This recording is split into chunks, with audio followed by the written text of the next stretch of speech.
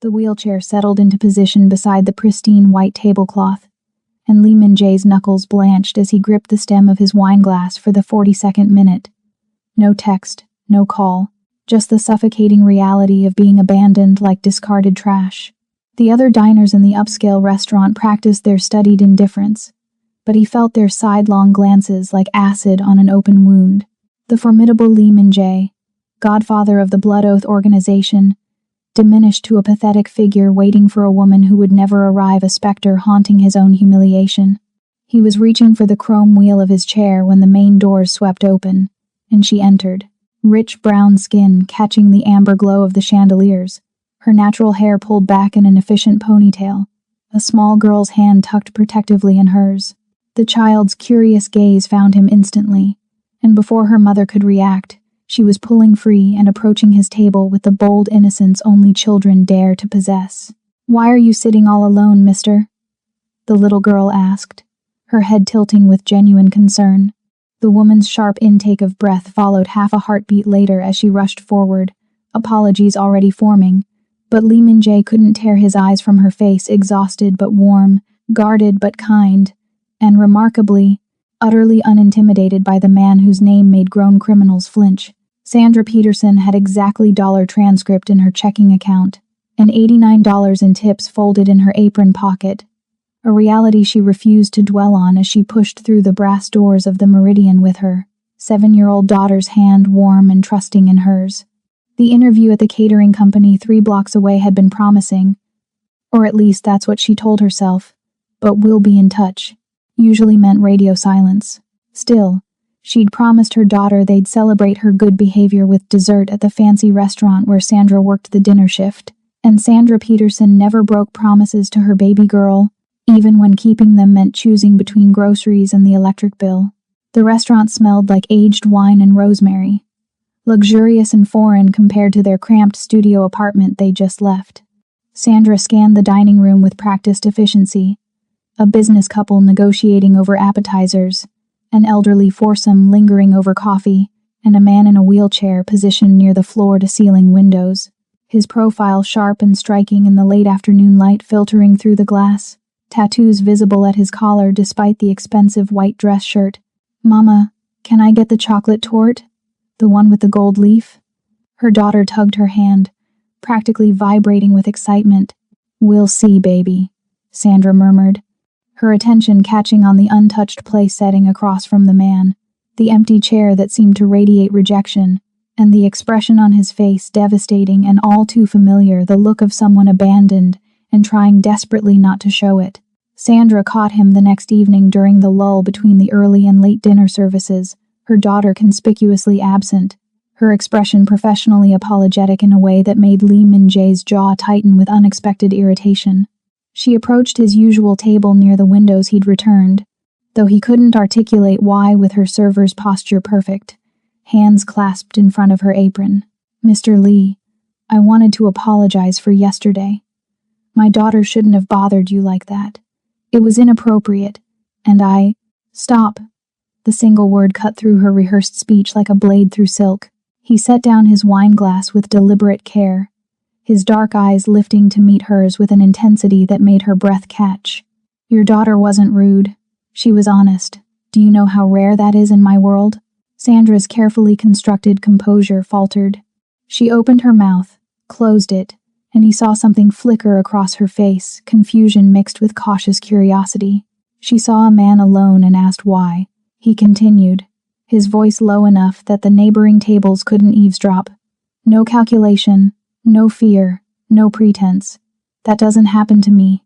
Ever." He paused, studying her with the same calculated assessment he used on potential business associates. Except he found himself cataloging different things. The exhaustion shadowed beneath her eyes, the worn edges of her work shoes, the way her spine stayed rigid despite obvious fatigue. "You raised her to have courage and compassion. That requires strength most people don't possess." The words seemed to strike something deep inside her because her professional mask cracked just enough for him to glimpse the woman underneath, fierce, protective, running on fumes and sheer determination. Sandra's voice came out rougher than she intended. "Thank you. That's kind of you to say." I'm not kind. He reached into his jacket pocket and withdrew a small business card, matte black with silver embossing. But I am observant, and I recognize value when I see it. Is your daughter here tonight? The question clearly caught her off guard. She's with my neighbor. Why? Lehman J's lips curved into something that wasn't quite a smile. Because I promised myself if I saw you again, I'd offer her that chocolate torte she was eyeing. Bring her tomorrow. 6 o'clock. My treat. Mr. Lee, we can't possibly. You can. You will. He slid the business card across the white tablecloth with 2 fingers, the gesture somehow both casual and commanding. And when you come, we'll discuss an opportunity that might interest you. A position, one that pays considerably more than waiting tables. His eyes held hers, and she saw something unexpected in their depths, not pity, but recognition, like he understood exactly what it meant to fight while the world watched you struggle. Call the number on that card before 5 tomorrow. Confirm you're coming. If you don't, I'll assume you're not interested, and I won't ask again. Sandra stared at the card like it might bite her, then slowly reached out and took it, her fingers trembling almost imperceptibly. What kind of position? The kind that solves problems, he said simply. Including yours. 6 o'clock, Sandra. Don't be late. He knew her name. She hadn't told him her name. 3 weeks passed before Sandra touched the black business card again. It had lived in her apron pocket through countless shifts, growing soft at the edges from her nervous habit of running her thumb across the embossed silver lettering. She'd brought her daughter to that dinner. How could she refuse after seeing the hope light up those young eyes, and watched Lehman J treat them both with a careful courtesy that felt more dangerous than kindness. He'd asked questions. Simple ones. About her daughter's school, her favorite subjects, what she wanted to be when she grew up. He'd listened with the focused attention of someone conducting an interrogation, except his eyes had been warm, almost gentle. Then he'd slid an envelope across the table. Inside, a job offer typed on heavy cardstock. Personal assistant, salary that made her head spin, benefits that included private health care and education stipends. She'd taken it home, read it 17 times, and never called the number. She couldn't afford to enter his world. Men like Lehman J didn't offer salvation, they offered transactions, and the cost always came due eventually. But the universe had a vicious sense of timing. Sandra was halfway through her Thursday evening shift when her phone buzzed with a number she didn't recognize. Her neighbor's panicked voice crackled through. Her daughter had fallen at the playground. Possible broken arm. Ambulance called. The emergency room visit turned into x-rays, which turned into a consultation with an orthopedic surgeon, which turned into a bill that landed in her trembling hands like a death sentence. $8,462. She had $891 in savings. No insurance that covered this. No family to call. No options except payment plans that would strangle her budget for the next 5 years, assuming they'd even approve her. Sandra sat in the hospital corridor with her sleeping daughter's head in her lap, the little girl's arm now casted and cradled carefully, and pulled out the business card with hands that had finally stopped shaking from adrenaline. The embossed letters caught the fluorescent lighting. Lehman J, private line. Her thumb hovered over her phone screen for a full minute before she typed the message. This is Sandra Peterson. Is your offer still available? The response came in less than 30 seconds. Yes. My driver will collect you tomorrow. 10 a.m. Bring your daughter, we'll talk. Sandra closed her eyes and felt the weight of the decision settle into her bones like stones sinking in deep water. She'd been drowning for years, working herself to exhaustion and still falling behind. Maybe it was time to stop fighting the current and see where it carried her. Even if the man offering the lifeline was the most dangerous person she'd ever met. Her phone buzzed again. The medical bill has been handled. Consider it a signing bonus. Sandra's breath caught in her throat. She looked down at the invoice still clutched in her other hand, then back at the message on her screen. He'd known. Somehow, impossibly. He'd known exactly when she'd break. The black town car idled outside her apartment building at exactly 10 a.m., sleek and out of place among the rusted sedans and dented pickup trucks that lined the cracked pavement. Sandra watched it from her third-floor window, her daughter pressed against her side, the girl's casted arm cradled protectively. The driver stepped out, a broad-shouldered man in a dark suit, who moved with the controlled efficiency of someone trained for violence, and opened the rear door. Lee Min-jae didn't emerge. Instead, his voice carried up through the morning air, calm and unmistakable. "Sandra, we can talk here, or you can come down. Your choice." She felt her daughter's curious gaze on her face. Those innocent eyes that trusted her to make the right decisions, to keep them safe, to somehow make their broken life whole again. Sandra kissed the top of her head and murmured for her to stay inside with Mrs. Chen next door, then descended the narrow stairwell with legs that felt like lead. He was waiting at the bottom, his wheelchair positioned near the building's entrance where the morning light cut harsh shadows across his face. Up close, in the unforgiving daylight, she could see the full extent of the tattoos that crawled up his neck, intricate patterns that probably meant something deadly in his world. His white shirt was crisp despite the humidity, his dark slacks perfectly tailored, even seated. He looked like he'd been carved from expensive marble and dropped into her neighborhood like a beautiful, dangerous artifact. "You look exhausted," he said without preamble, his eyes tracking the dark circles beneath hers, the way her hands twisted together. "When did you last sleep a full night?" The question was so unexpected, so intimate, that Sandra's defenses cracked. "I don't remember. Honest." He nodded once, as if she'd passed some test. "Let me be equally honest with you. I know about the medical bill, $8,462. I know about the $1,700 you owe in back rent. I know about the credit card debt that's climbing toward $11,000. And I know your car needs a transmission repair you can't afford." His voice remained conversational, almost gentle, but each revelation felt like a scalpel peeling back her skin. "I know you work 60-hour weeks and still can't cover your daughter's school expenses. I know her school is 3 blocks from a neighborhood with an active gang presence.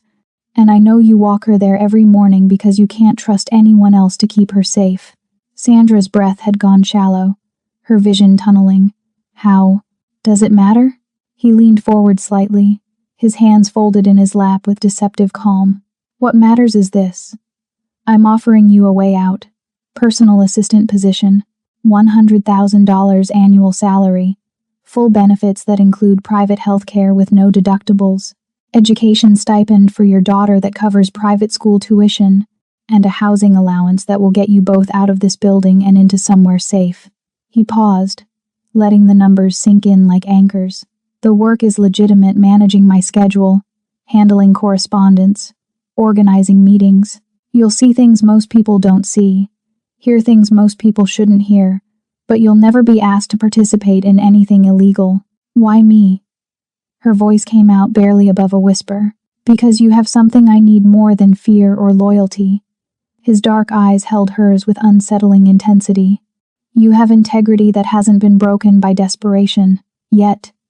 He glanced up at her window, where she knew her daughter was probably watching despite instructions. "I need an answer by 6 o'clock tonight. After that, the offer expires, and we both go back to our separate worlds. Think carefully, Sandra. Some lifelines only get thrown once." Sandra's first meeting took place in a private room at an upscale hotel, the kind of space designed for corporate negotiations, but repurposed for something far more dangerous. She'd spent her first week learning Min-jae's systems, his scheduling preferences, his encrypted communication protocols, the careful language he used to discuss business that sounded legitimate on the surface but carried weights and measures she was learning to decode. He'd kept his word about keeping things legal from her perspective, but she wasn't naive enough to think the men filing into this room were discussing anything innocent. She stood behind Min-jae's wheelchair, tablet in hand, spine straight in her new professional attire, a charcoal suit that actually fit properly, purchased with the advance he'd insisted she take. 6 men entered, all Korean, all dressed in expensive suits that couldn't quite hide the violence coiled beneath their polished exteriors. They bowed to Min-jae with varying degrees of respect, but their eyes tracked to her with undisguised curiosity and, in some cases, contempt. The meeting began in English, but Sandra noticed how it kept slipping into rapid Korean, the words flowing too fast for her to catch more than fragments. Min-jae translated when necessary, his voice calm and authoritative as he discussed shipment schedules and distribution networks that she carefully didn't think too hard about. Then one man spoke, younger than the others, his suit more ostentatious, his posture radiating arrogance. Park Min-ho. She'd seen his name on Min-jae's calendar flagged with a small red notation that meant potential problem. Min-ho leaned back in his chair, his gaze sliding over Sandra with barely concealed disdain, and said something in Korean that made two of the other men shift uncomfortably.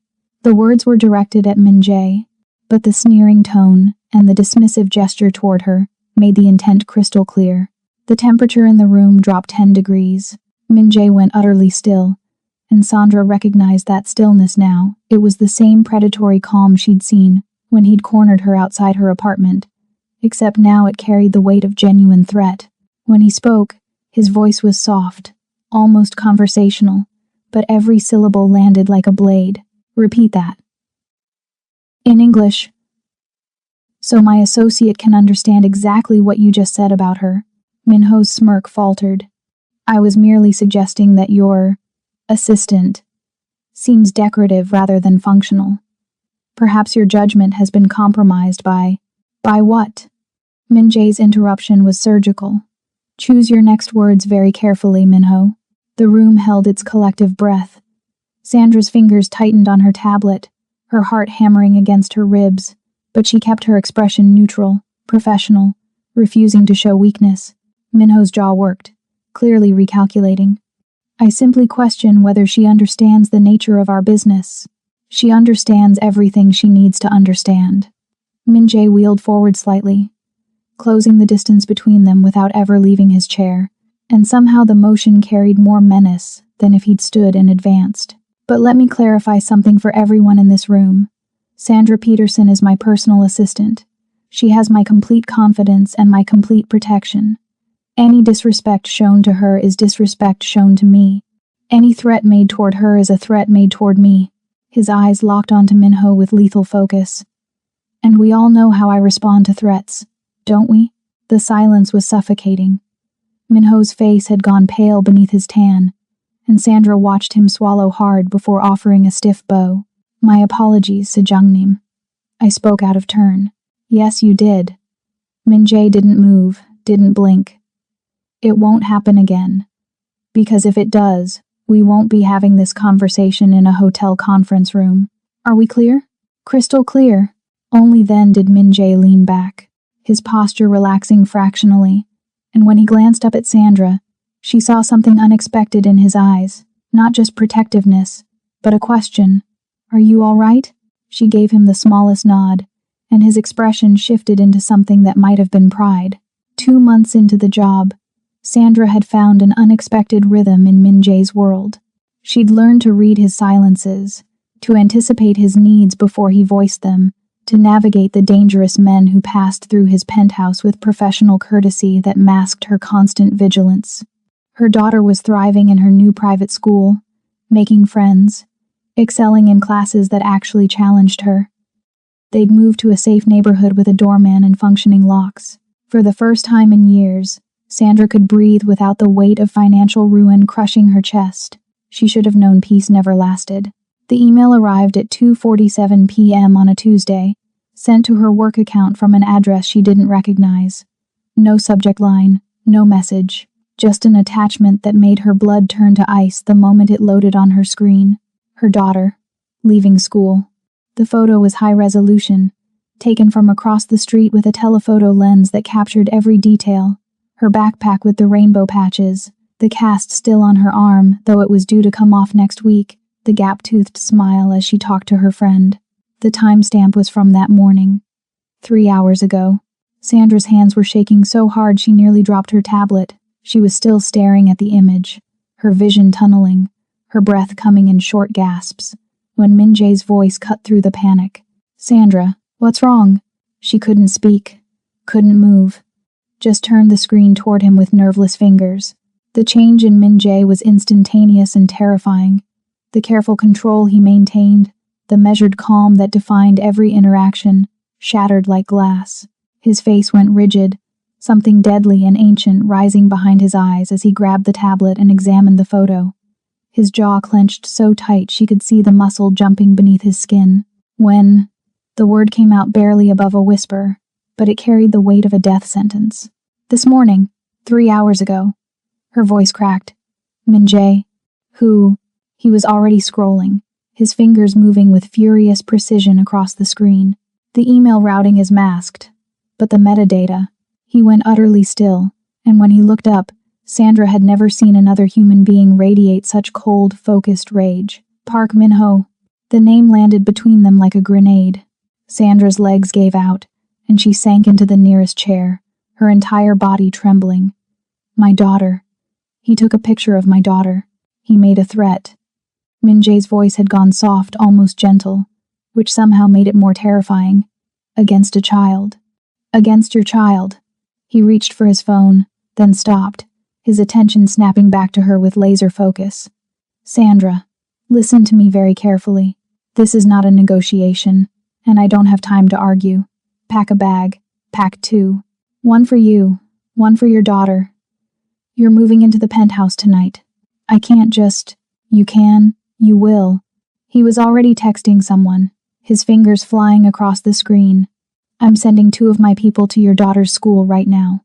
They'll stay with her until you can pick her up. I'm putting armed security on your apartment building until we can move your belongings. And you. He looked up at her, and the protective fury in his expression made her chest ache. You don't leave my sight until Min-ho is dealt with. Do you understand? Sandra opened her mouth to protest about boundaries, about keeping her daughter separate from his world, about all the conditions she'd demanded, but the words died in her throat, because the man in front of her wasn't her boss anymore. He was something more dangerous and infinitely more necessary. He was her shield. How long? She whispered. As long as it takes. His hand found hers, squeezed once, fierce and steady. No one touches your daughter. Not while I'm breathing. The penthouse transformed overnight into something between a fortress and a home. Sandra watched it happen in real-time, security personnel conducting sweeps of every room, installing additional cameras at entry points, reinforcing the already formidable locks on the private elevator. Min-jae orchestrated it all from his position near the windows, his phone pressed to his ear, his voice issuing commands with clipped precision that left no room for questions or hesitation. Her daughter arrived 2 hours later, escorted by 2 stone-faced men who'd apparently been her shadows since the moment school let out. The little girl burst through the elevator doors with her backpack bouncing, seemingly oblivious to the gravity of the situation, her eyes going wide as she took in the sprawling penthouse. Mama, is this where we're staying? It's like a castle. Sandra caught her in a fierce embrace, breathing in the familiar scent of her daughter's shampoo, feeling the solid reality of her warm body against her chest. Safe. Unharmed, completely unaware of how close danger had come. For a little while, baby. Mr. Lee is... helping us. Min-jae had wheeled closer, and when Sandra looked up, she saw something raw and unguarded in his expression as he watched them relief. She realized, and something deeper that made her breath catch. Your room is ready, he said quietly. Second door on the left. It has its own bathroom, and I had some things brought over from your apartment. Books, toys, clothes. His gaze shifted to her daughter. There's also a new tablet on the desk. For homework. And maybe some games if your mother approves. The little girl's face lit up, and she looked to Sandra with pleading eyes. Sandra managed a nod, and her daughter took off down the hallway with the resilient enthusiasm only children possessed, her cast-covered arm swinging as she ran. The silence that followed felt heavier than stone. She doesn't know, Sandra whispered. She has no idea what almost happened. Good. Min-jae's voice was rough. She should never have to know. This is my fault, Sandra. I brought you into my world, and I didn't protect you well enough. I underestimated how far Min-ho would go. And your daughter... His hands clenched on the armrests of his wheelchair, knuckles going white. A child. He threatened a child to get to me. Sandra found herself moving without conscious thought, sinking to her knees beside his chair so they were eye level, her hands covering his clenched fists. Stop. This isn't your fault. Min-ho made his choice. I made mine first. His dark eyes met hers, and she saw the weight of self-recrimination there, the shame that went deeper than the current crisis. I chose to pursue you, to pull you into this life. I told myself it was because you were competent, because you had integrity, But the truth is, he exhaled shakily, the truth is I wanted you close. From that first moment when your daughter looked at me without fear, when you looked at me without pity, I wanted. He stopped, jaw working. I'm a selfish man, Sandra, a broken one. And I've put you and your daughter in danger because I couldn't let you go. Broken. Sandra repeated the word softly, her thumb brushing across his knuckles. You think you're broken because of this? She gestured to the wheelchair. I know I am. His voice had gone flat, matter of fact. I can't stand, can't run, can't protect the people He cut himself off. But the unfinished sentence hung between them like a confession. You moved us into your home within hours. You put armed guards on my daughter before I even finished processing what was happening. You're orchestrating a response that clearly terrifies Minho enough that he resorted to threatening a child. Sandra leaned closer, her hand coming up to cup his jaw, forcing him to hold her gaze. You're not broken, Min-jae. You're the strongest man I've ever met. And somewhere along the way, between the job offer and the signing bonus and watching you defend me in that conference room, I stopped seeing you as my boss. His breath caught. What do you see? Someone I trust. She paused, her heart hammering. Someone I care about, more than I should. The admission settled between them like a struck match, small and dangerous, and capable of igniting everything. Min-jae's hand rose slowly, carefully, his fingers threading through her hair with a gentleness that belied the violence coiled in his frame. You shouldn't, he whispered. I'm everything you tried to keep your daughter away from. I know. Sandra's eyes didn't waver. But you're also the reason she's safe right now. You're the reason we're both safe. So maybe I'm selfish too. His forehead dropped to rest against hers, and for a moment, the formidable godfather of the Blood Oath organization was just a man holding on to something precious he didn't believe he deserved. He left before dawn on a Thursday, and Sandra woke to find only a note on the kitchen counter in his precise handwriting. Keep her safe. I'll handle the rest. Don't leave the penthouse. 3 days of silence followed. Sandra tried to maintain normalcy for her daughter's sake, helping with homework at the dining table, watching movies on the massive screen, exploring the penthouse like it was an adventure rather than a gilded cage. But at night, after her daughter fell asleep in the guest room surrounded by stuffed animals and new books, Sandra stood at the floor-to-ceiling windows and stared out at the city lights, her reflection ghostly in the glass, and wondered if Min-jae was still breathing. The security team rotated shifts with military precision but offered no information beyond clipped reassurances that the situation was being handled. She caught fragments of phone conversations in Korean, tense voices discussing movements and confirmations that made her stomach clench with dread. This was the part of his world she'd been protected from: the violence, the war, the cost of power measured in blood and bodies. On the third night, at 2:17 a.m., the private elevator chimed. Sandra was off the couch before conscious thought, her heart in her throat, her body moving toward the sound. The doors slid open, and Min-jae emerged alive, whole but transformed. His white shirt was gone, replaced by a black t-shirt that showed the full extent of his tattoos. There was dried blood on his knuckles, a cut above his eyebrow that had been cleaned but not properly treated, and an exhaustion in his eyes that went bone deep. Their gazes locked, and the air between them crackled with everything unsaid. Is it done? Sandra's voice came out barely above a whisper. It's done. He wheeled forward slowly, and she saw the weight of whatever he'd done in the rigid set of his shoulders, the haunted look beneath the exhaustion. Minho won't threaten anyone again. Neither will his organization. It's finished.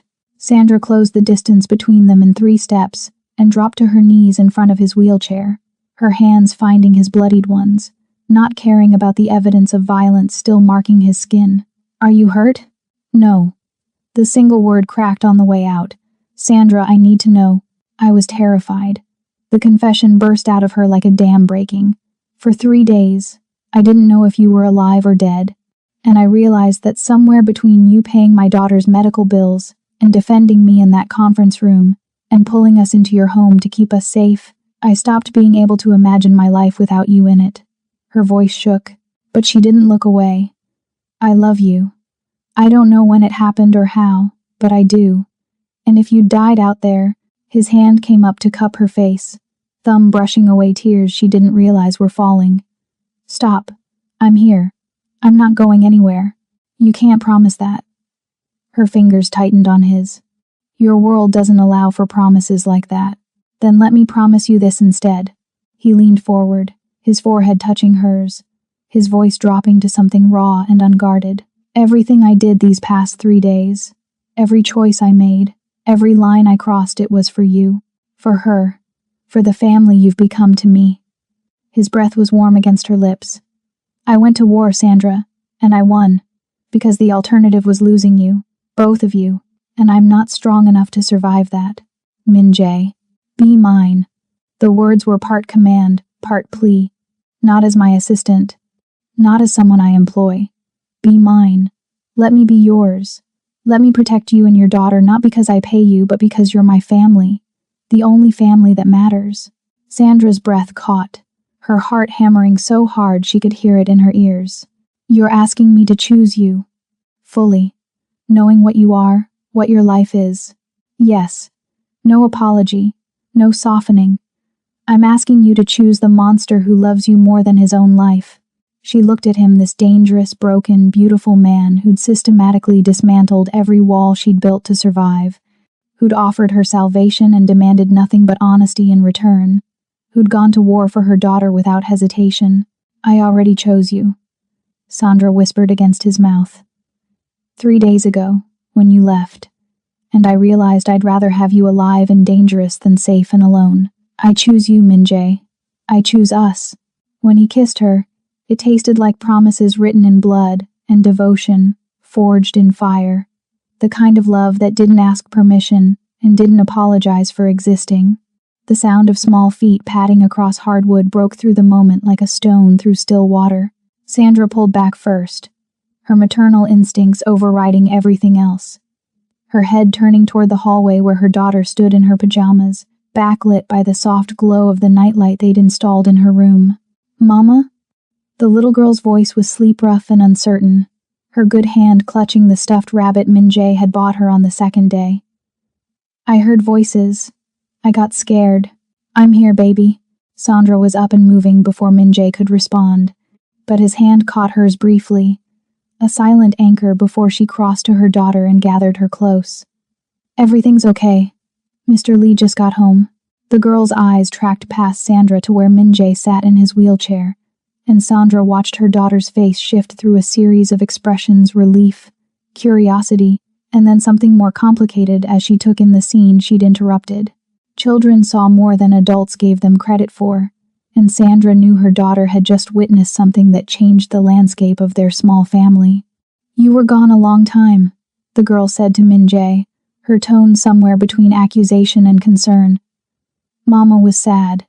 She tried to hide it, but I could tell.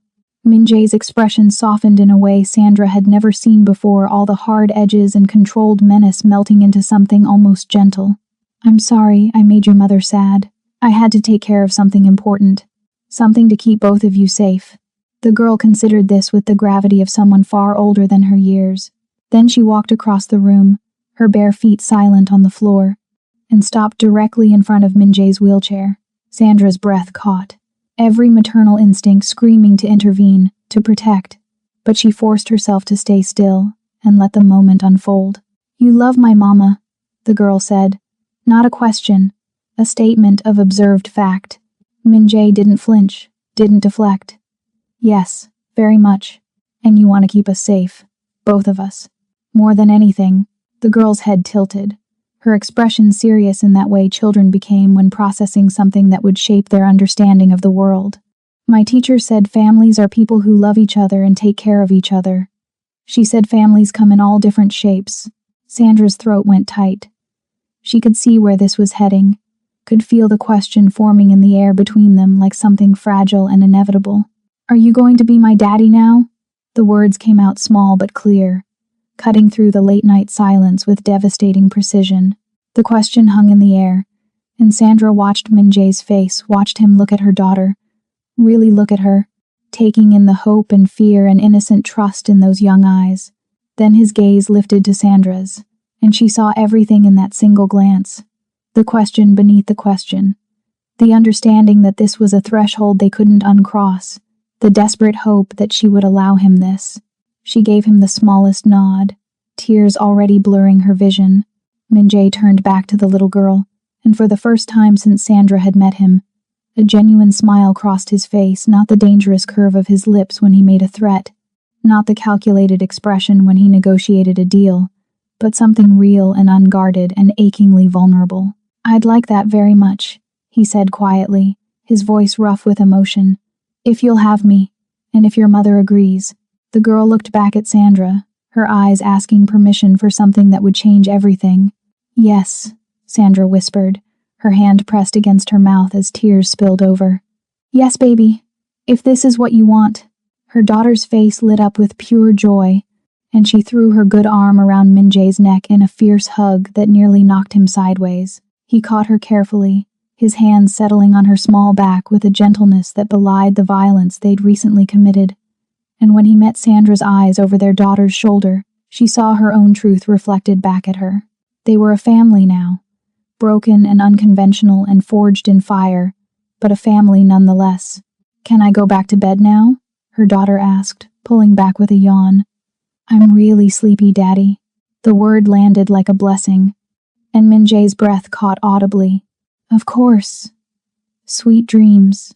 Sandra walked her daughter back to her room, tucked her in with whispered reassurances and a kiss to her forehead, and when she returned to the living room, Min-jae was exactly where she'd left him, his hands covering his face, his shoulders shaking with silent emotion. She knelt beside him again, pulled his hands away, and kissed him like a promise she intended to keep forever. 5 years later, Sandra stood at the penthouse windows, watching the city lights flicker to life as dusk settled over the skyline. Her reflection stared back older now, laugh lines at her eyes, a diamond ring catching the fading light. Behind her, Lily's laughter echoed from her bedroom. "You're thinking too loud again."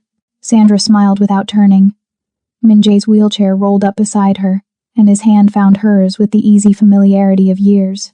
"Just remembering," she said softly. "The restaurant?" He knew her too well. The empty chair. "How broken you looked." Sandra squeezed his hand. "How broken I was." Min-jae was quiet, his thumb tracing circles on her palm. The blood oath had been restructured, stabilized, its leadership undisputed after Park Min-ho's organization had been dismantled. Some nights Sandra still woke remembering those 3 days Min-jae had disappeared to handle the threat, but he'd come back. He always came back. "I was drowning," Min-jae said finally. "The paralysis, the pity, the loneliness. I'd convinced myself I was already dead, just hadn't stopped breathing yet. And then Lily asked why you looked so sad." "And then Lily asked why I looked so sad," he echoed, smiling. This fearless child who saw straight through everything I'd built to protect myself. Sandra crouched down so they were eye level. Even after everything, she still saw both versions of him, the ruthless leader who commanded an empire, and the man who'd defended her honor, who'd protected her daughter, who'd been terrified she'd say no when he proposed. "You saved us," Sandra said. "The medical bills, the job, the protection." "No." Min-jae's hand cupped her face. "You saved me first. You and Lily. You looked at me like I was still a person worth knowing. Like the wheelchair was just a chair, not a prison sentence." His voice roughened. "You gave me a reason to keep fighting when I'd forgotten why I was alive." "We saved each other," Sandra corrected gently. "Mama! Min-jae!" Lily's voice called from down the hall. She was 13 now, all gangly limbs and braces and fierce intelligence. She bounded into the room with her homework tablet. "I need help with this history essay." She stopped, looking between them. "Are you guys being mushy again?" Min-jae laughed, the sound warm and unguarded. "Always. Come here." Lily rolled her eyes but leaned against Min-jae's wheelchair, and Sandra stood, wrapping her arms around both of them. This impossible, unconventional family they'd built from desperation, and something that had surprised them both by turning into love. "Tell me something," Min-jae said to Lily.